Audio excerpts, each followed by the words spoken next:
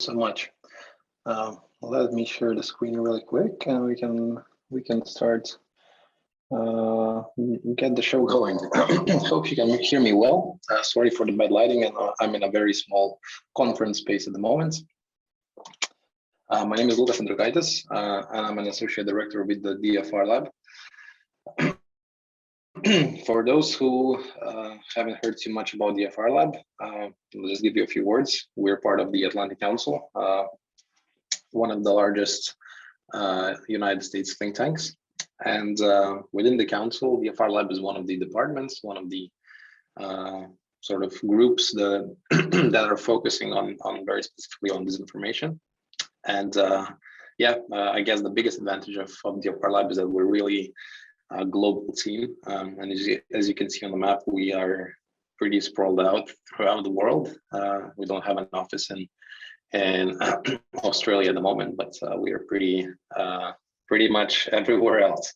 And I'm currently saying hi to you from Brussels, from our hub Europe. And yeah, we're actually currently training Belgians with my colleagues for 5 full days. So imagine how hard it will be just to talk about all that we do in 45 minutes. So in DFRLab, we say that we aim to identify, expose, and explain this information in real time using open source data. And yeah, open source approach to this information, I think, is something that is actually really unique to the lab. And I will give you some of the examples, some of the examples that we're actually doing in our line of work. So just to start, what is open source data? Different organizations might describe it slightly differently, and that's fine. But the way that we see it in DFRLab, it is anything from Twitter tweets, satellite imagery, comments under a post, you name it. Basically, to put it very simply, anything that you can Google and find online is open source data. And this is well, we also like to make a statement that all the information that you can legally acquire without breaking the law. Some of the open source investigators and some of the organizations that are dealing in this line of work tend to sometimes look at this issue a bit more liberally, but we think it's important for everyone to have equal access to the information and not going to dark web to acquire some of it. There are quite a few advantages of open source data. Let me close the chat really quick and get back to yeah, here we go. First one, it's highly accessible, as you will see from the examples I'm going to give you.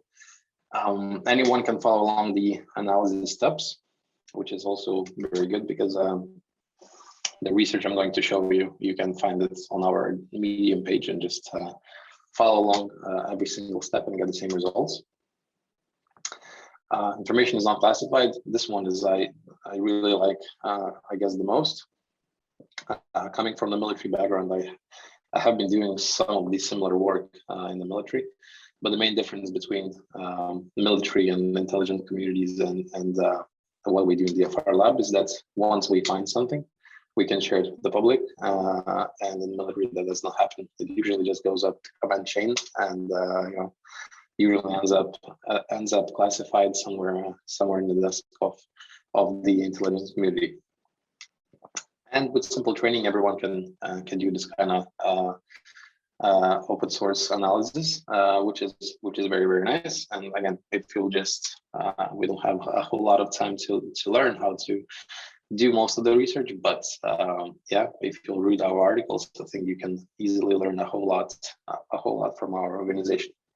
So to put it simply, I think it's always the best way to talk about this kind of work through concrete examples. And I'm going to discuss sort of the 3 main pillars of DFRLab, how we conduct and what kind of how we conduct research and what kind of research we have in our portfolio. The first one is security, democracy, and technology is the last one, but I'm going to go through one by one and just give you a clear example of how it works. So democracy is sort of, I guess, the broadest pillar of our research. We like to say that we believe in free and fair elections, and we want to add a little bit to all the elections happening in the world so they would stay the same way. And we usually look for partners in the countries that the elections are happening. We're looking into any foreign interference, any unusual informational behavior in and around the elections. And but that's way broader than that. We actually try to find information campaigns, explain how they work, who are the actors behind it, and so on. And it's not only about foreign interference, but it's also about internal countries, radicalized communities and other malign actors that are dealing with it. So let me give you an example from our work on COVID disinformation.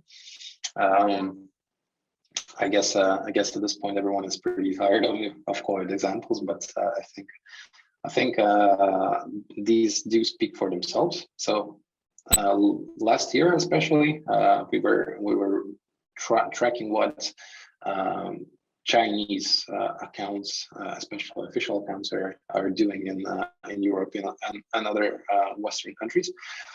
So this is a snapshot of Embassy of China in Italy, sort of the official Twitter page, which was very, very active throughout the pandemic. And it's as you can see, colorful and nice and quite optimistic. They even had the slogan "Forza Cina Italia," which is like translated into English is something like "Let's go China and Italy." Very optimistic, sort of let's beat the COVID together. But once we took a deeper look using some of the tools, which I'm going to discuss as well, we noticed that this is a hashtag that is trending roughly around the same time and roughly with the same narratives that the official Chinese accounts were using. And as you can see, in the period of 1 month, between March and April 2020, this hashtag managed to garner an impressive amount of impressions on Twitter, around 60 million. What else do we do? Well, I'm not going to go too much into narratives, but if you would ask me what those accounts were talking about, I was basically trying to convince the public that China is the solution to the problem and not in any way the cause. It's sort of playing the victim and not the bad guy, sort of trying to save face internationally. But we also look at the official accounts. We scan through them, look at how they operate. So, for example, the Embassy of China in Italy had over a quarter of fake followers, which is quite unusual.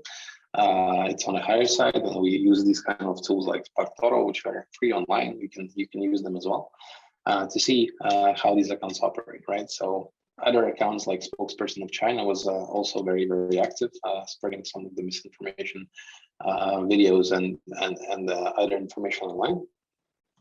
And if we would look again using one of the tools to Spokesperson of China account, we might find that over half of all the followers were fake, which again shows intent of trying to make a bigger impression that you can naturally online, which is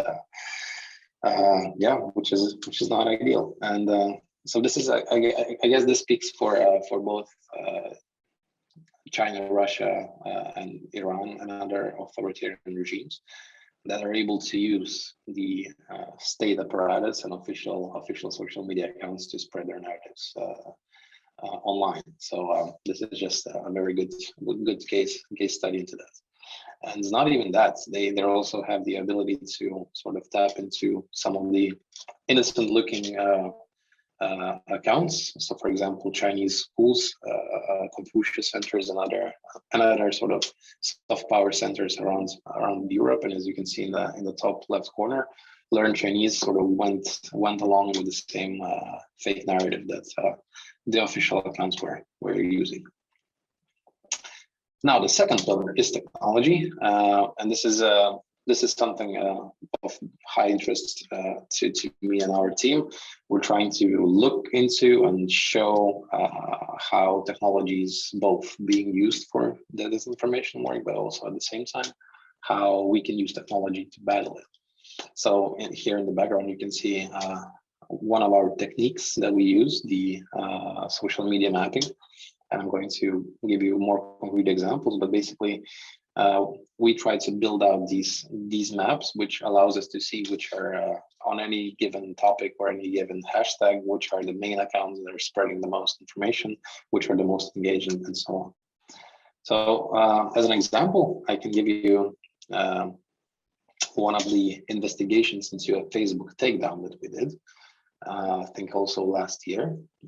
In front of you, you can see the Fond Strategicznej Kultury, which is a Russian supposed to be think tank, but in reality, it's a Kremlin-funded little organization, which is pretty aggressive with their narratives. And Facebook identified it as a natural behavior, inauthentic behavior, and took down a bunch of pages, connected pages, accounts, groups connected with this supposed to be think tank.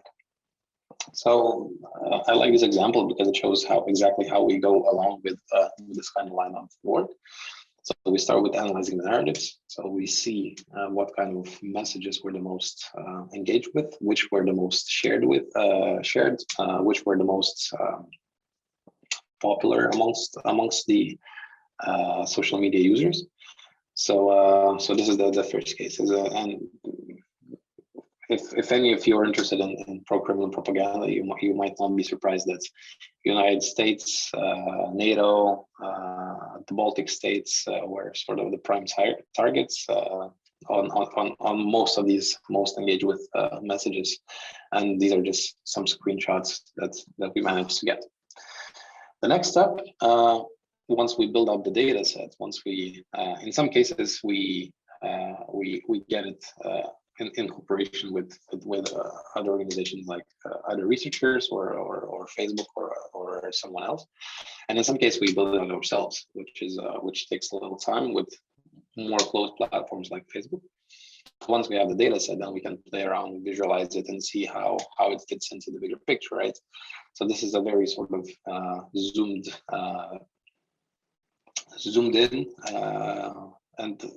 in picture with only the main accounts that you can see. But if we zoom out, we usually get something closer to this, right? Thousands of accounts working in a specific way, forming clusters around these given topics, and this is what we look for. We look for these sort of connecting accounts or groups that have the most impact. And once we build it out, once we show how it works, then we can go to the next step and analyze the actual profiles. So this is a very important, crucial part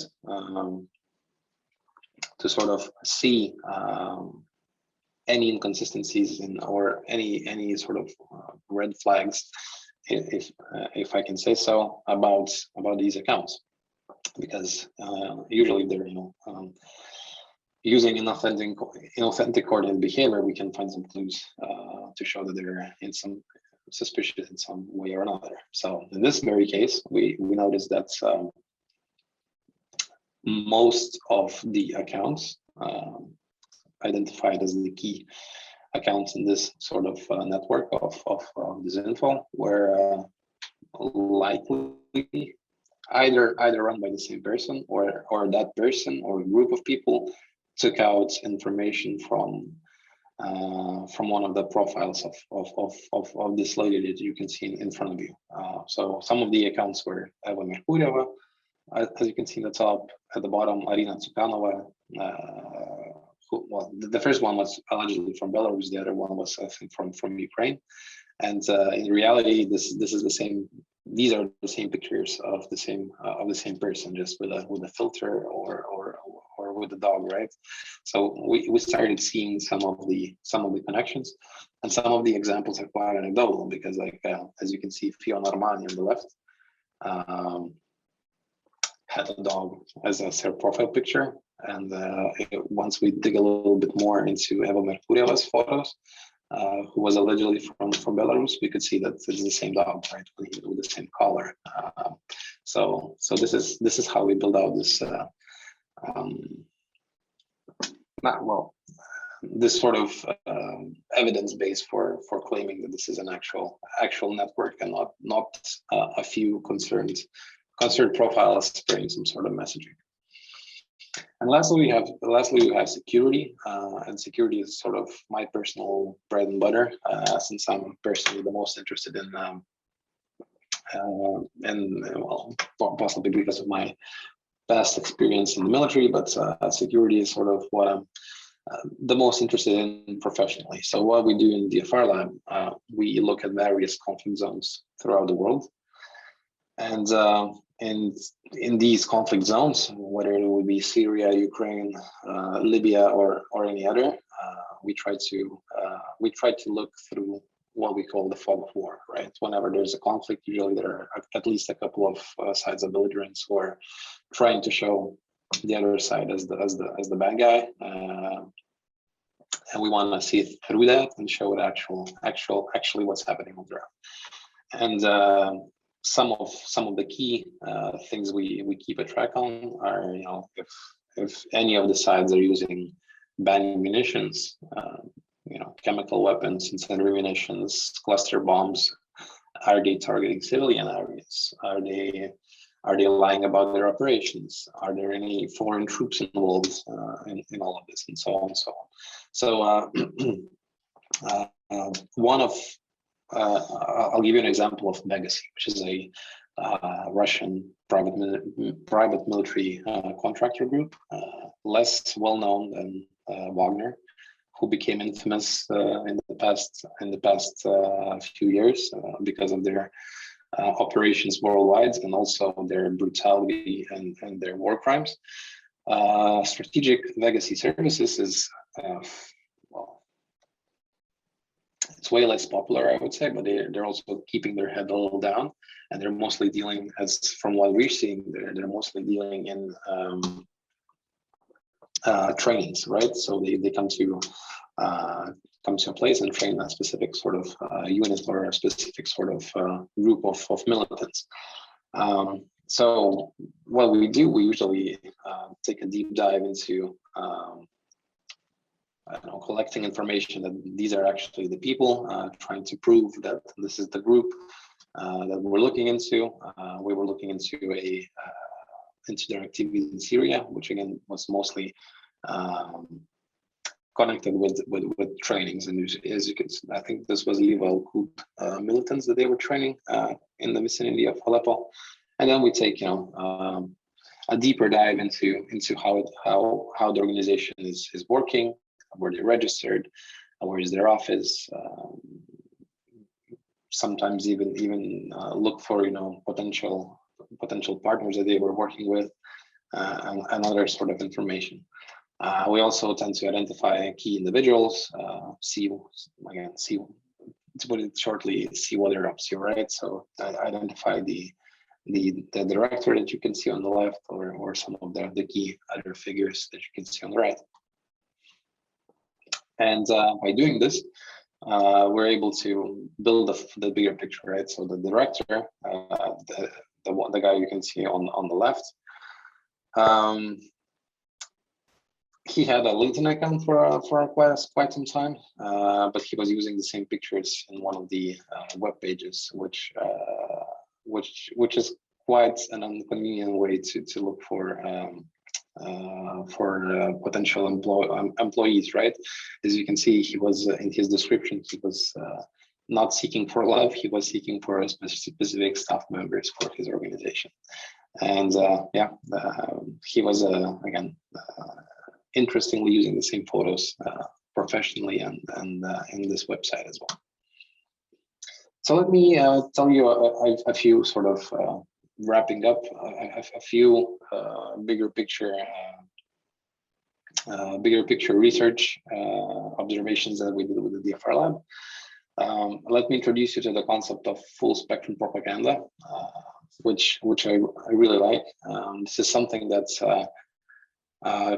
authoritarian regimes can do because they're able to tap into the full resource of the country and sort of use it to spread a specific narrative throughout, right? So, for example, they're able to use trolls, they're able to use bots on official propaganda sites and diplomats, or official social media accounts, as we saw in the last example, right? To spread a specific sort of message. And I like this example. I'm not sure if you ever seen this video. We're not going to look at it, but you can easily Google it. It was very well made after the 2016 elections in the United States when Donald Trump was elected, and the U.S. intelligence community had enough evidence that pro-Kremlin actors were actively involved in spreading specific narratives and trying to tip the balance of the elections in one way or another. And we after a year or so, one of the organizations released this video, which I found to be really nicely made.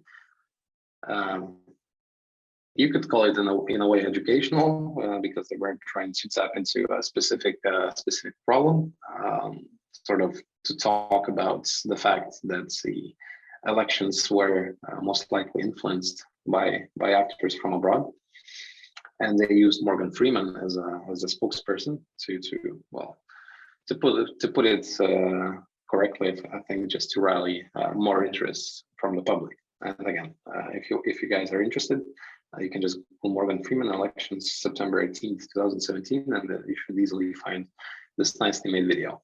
And in the video, they just go and say that we are at war in a way that our independent elections were messed with. So what happened then? Once this video showed up, needless to say that the pro-Kremlin actors were not amused by the video, and especially that it received a lot of attention. So they released this approach of propaganda, which we call the full spectrum approach, and built up a sort of campaign against this video. So what happens? In Agit Polk, which is like an official, small fringe sort of disinformation media outlet, a story started saying that Morgan Freeman is lying, and they released the hashtag #StopMorganLie hashtag, which is was the sort of the rallying point of this campaign. And what happens next in this kind of approaches? Then they use trolls. In this case, Zampolit, who's at this point already gone from online, but at that time it was a very prominent sort of troll online, Comrade Zampolit. He picked up the hashtag and started sharing it amongst his followers, and did it quite actively. Every once in a while, releasing various stories, mostly in Russian, but in other languages as well, sort of trying to pick up some of the speed online. The next step is bots. So basically, then bots step in, and these automated accounts start pushing the hashtag automatically online. And as you can see, for example, Svetlana Polina did it like on a very sort of fast pace, trying to get specific to share and send them messages as far as possible. And then this is where the interesting part. This is where the diplomats step in, or the official accounts, right? Like in the Chinese example, Kremlin can also use, for example, the official webpage of General Consulate in Geneva to spread the same hashtags to Morgan line and also make a few memes or a few pictures about it. The same is with Russian RSA. Here is a good example of a meme, right? Adding a little joint to Morgan Freeman for the sake of it, and yeah. Then the official propaganda websites, the big ones like RT, Sputnik, and others step in. Also, at this moment, they have a chance to say that, report something, right? They can say that, look, what's happening online. There's this huge social media movement of people who are unhappy about what Morgan Freeman said, and in reality, most of them are trolls and bots, but this is a sort of precedent that they can start writing about and gain even more traction, and also, not only call the hashtag, but also call specific tweets, also boosting up their popularity. And yeah, this is more or less how the whole sort of full spectrum propaganda works. You take a small fabricated story on a small fringe website. You give it to trolls and bots to pick up the speed.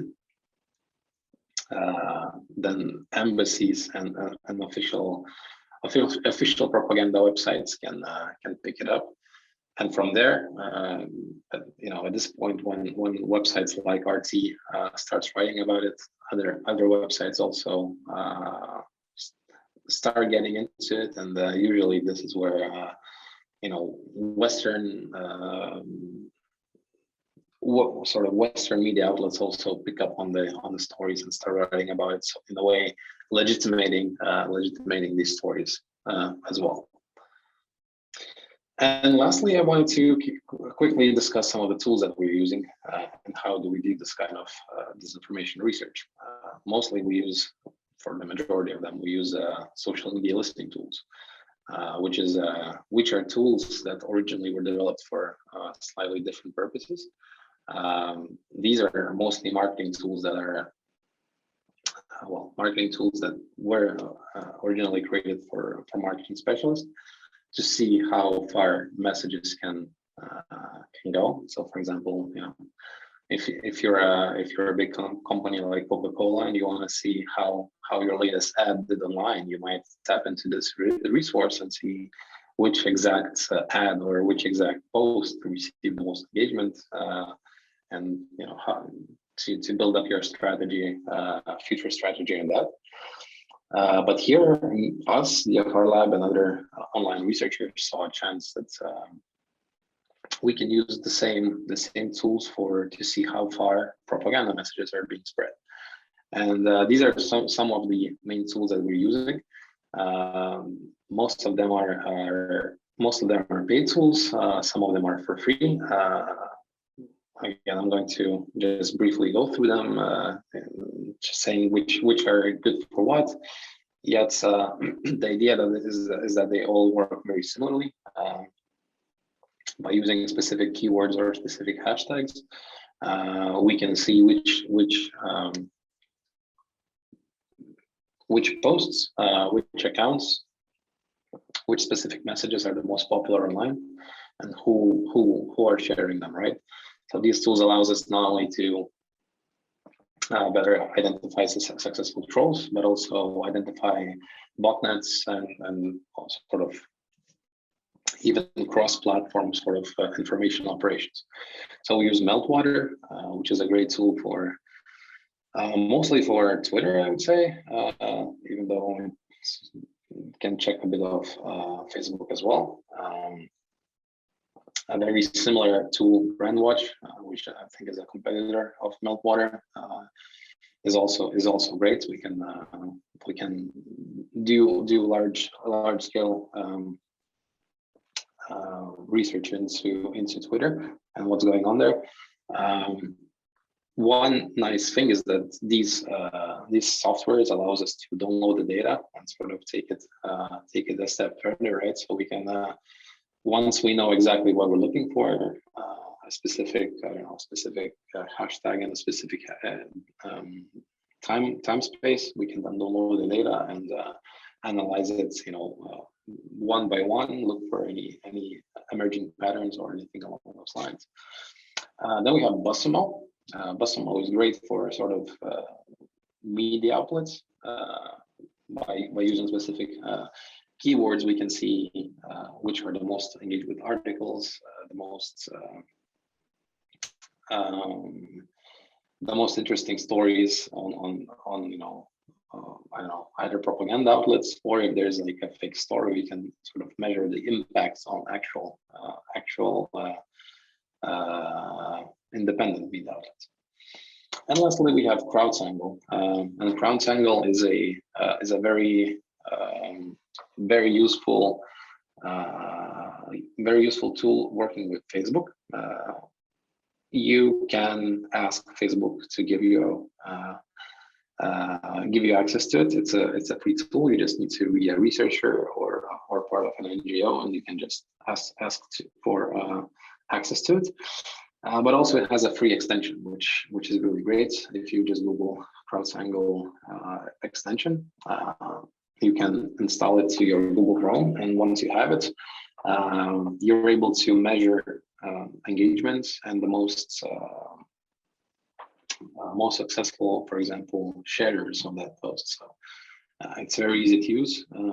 Once you download it, it appears on your top right corner of the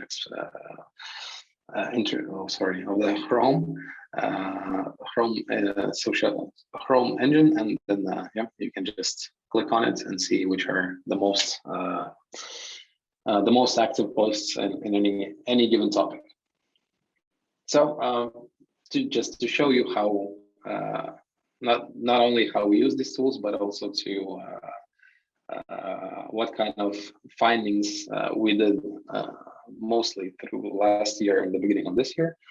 I was actively following coronavirus related disinformation, mostly focusing on Kremlin propaganda, and I just wanted to show you four main approaches that I managed to learn looking into a year and a half worth of propaganda. So the first thing, which I think is very important, is that pro-Kremlin propaganda, but also Chinese propaganda tends to assert to acquire foreign influence, meaning fabricating stories, creating information operations to impact impact the life of a country in an informational way, right? So most of the examples will be related with Italy, because when the coronavirus started last year, Italy was one of the most impacted countries, and it was highly impacted. And then on top of dealing with the pandemic, they had to also deal with infodemic, which was an opportunity for the Kremlin and other actors online to sort of try and achieve some of their strategic goals information-wise. And then there's the domestic influence, and in the countries like Russia at the moment, it is really important for Kremlin to maintain the brainwash and to keep their own population at believing in specific narratives and specific stories. So they're also doing a lot of that, and you'll see from the examples I'm going to give you that a lot of the disinformation they're creating, it's actually in Russian language, mostly for Russian speakers abroad, but also for Russian speakers in Russia itself. So what are those four methods that they're mostly using? And this doesn't only apply to COVID. I've seen this quite a bit with NATO, with the United States, and other strategic sort of strategic goals that they have, because this is one of the things with pro-Kremlin propaganda, is that they're always trying to achieve strategic goals that have been out there for a while. So, for example, to cause cause untrust in the European Union, to sort of split the EU apart, split the transatlantic relations,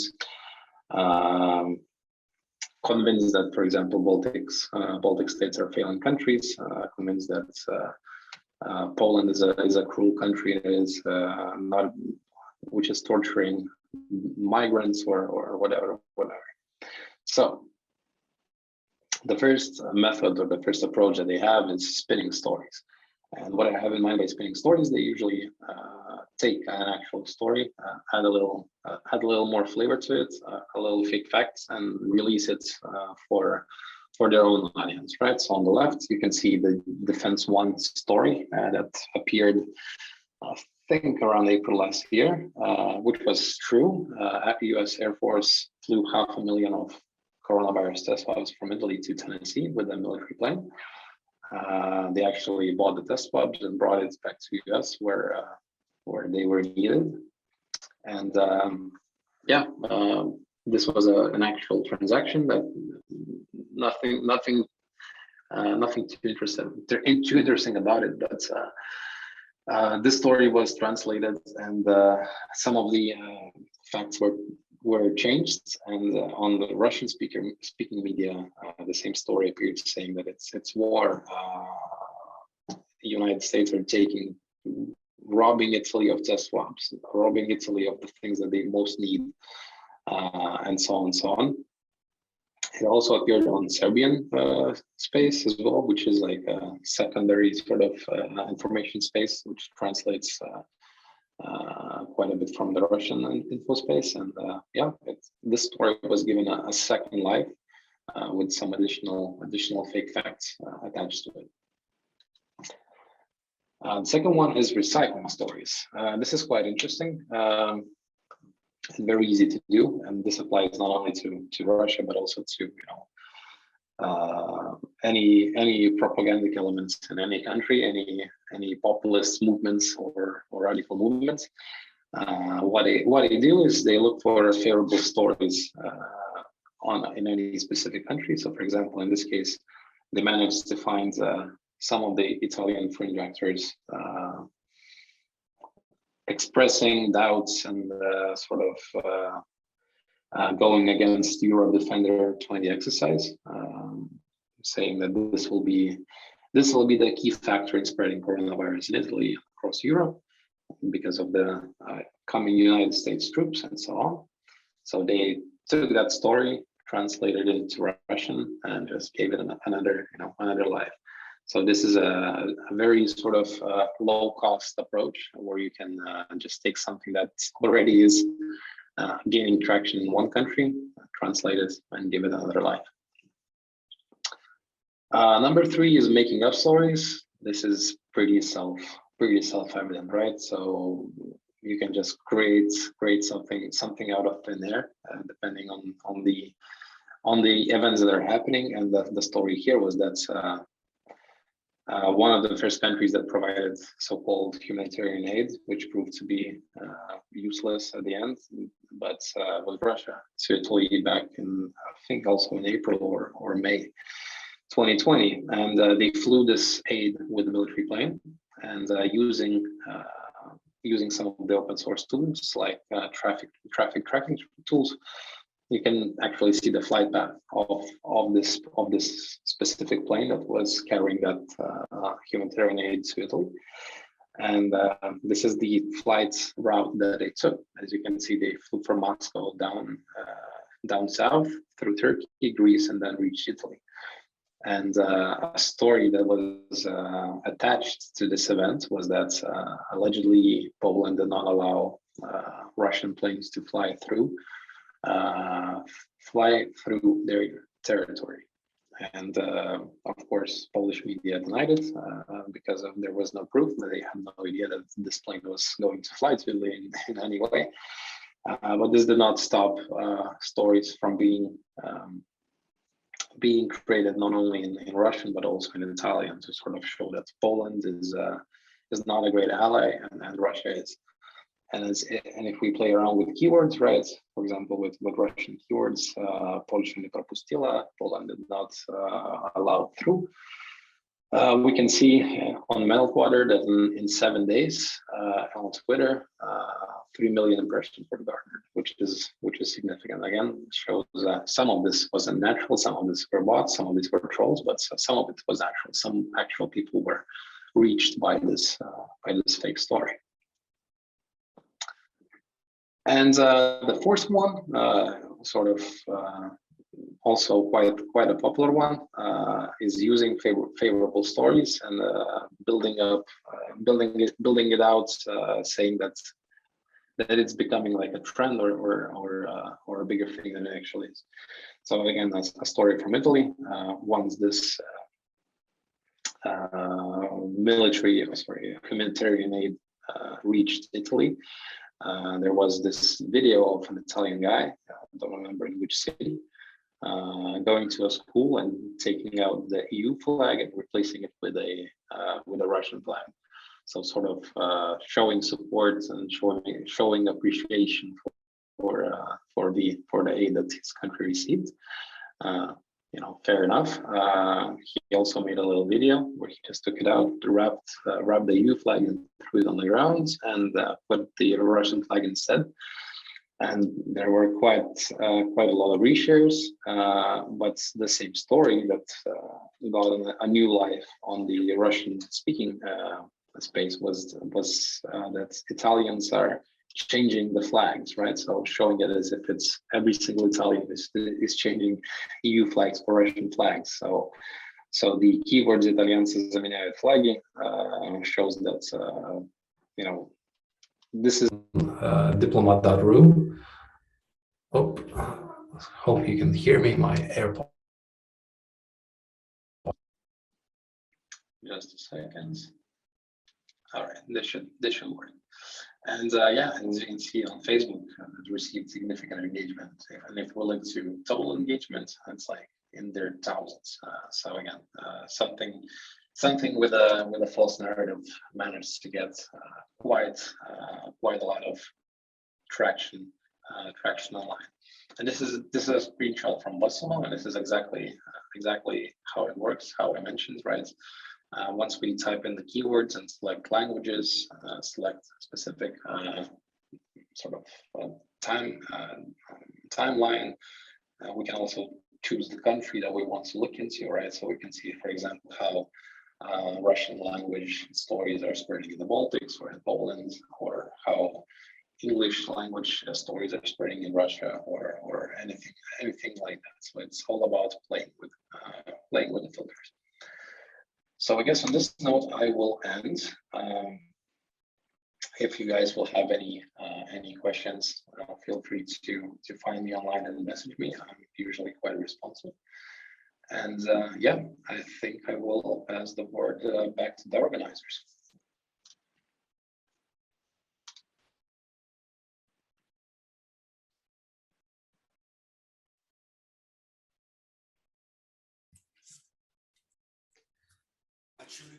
Thank you very much for your contribution.